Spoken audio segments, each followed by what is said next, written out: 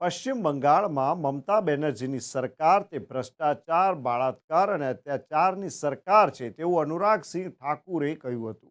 અનુરાગસિંહ ઠાકુર સંઘ પ્રદેશ દાદરા નગર હવેલીના સાયલી સ્થિત ક્રિકેટ સ્ટેડિયમમાં મંગળવારે આવ્યા હતા અને કેન્દ્રીય પ્રસારણ મંત્રી અને સ્પોર્ટ્સ મિનિસ્ટર અનુરાગસિંહ ઠાકુરે એક સ્પોર્ટ્સ કિટ વિતરણ કાર્યક્રમમાં ઉપસ્થિત રહ્યા હતા. આ પ્રસંગે તેમણે સંઘ પ્રદેશ દાદરા નગર હવેલી અને દમણ દીવના ક્રિકેટ, વોલીબોલ, ફૂટબોલની કીટ ખેલાડીઓને વિતરિત કરી હતી. જે બાદ તેમના સંબોધનમાં આવનાર દિવસોમાં ખેલ ક્ષેત્રે આ વિસ્તારના ખેલાડીઓ પણ દેશનું નામ રોશન કરે તેવી શુભેચ્છાઓ પાઠવી હતી. અનુરાગસિંહ ઠાકુરે મીડિયા સાથેની વાતમાં જણાવ્યું કે પશ્ચિમ બંગાળમાં મમતા બેનર્જીની સરકારમાં મહિલાઓ સાથે અત્યાચાર થઈ રહ્યો છે. મીડિયાને કવરેજ માટે રોકવામાં આવી રહ્યા છે. ફ્રીડમ ઓફ પ્રેસને અને મહિલાઓના હકને દબાવવાની કોશિશ થઈ રહી છે.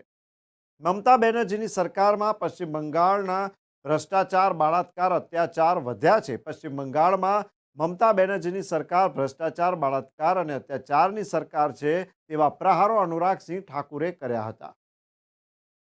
आपने जहाँ तक आपने संदेश खली की बात कही, ये बहुत दुर्भाग्य है कि पश्चिम बंगाल में एक महिला मुख्यमंत्री के होते महिलाओं पर अत्याचार हो रहा है, बलात्कार हो रहा है, मीडिया वालों को रिपोर्टिंग से रोका जा रहा है और लोकतंत्र में अगर मीडिया को दबाने का काम किया जा रहा है तो इससे बड़ा दुर्भाग्य क्या होगा कि मीडिया वालों को पकड़ के ले जाते हैं, रिपोर्टिंग नहीं करने देते, फ्रीडम ऑफ प्रेस उसको कुचलने का काम ममता जी की सरकार कर रही है, महिलाओं की आवाज़ को दबाया जा रहा है।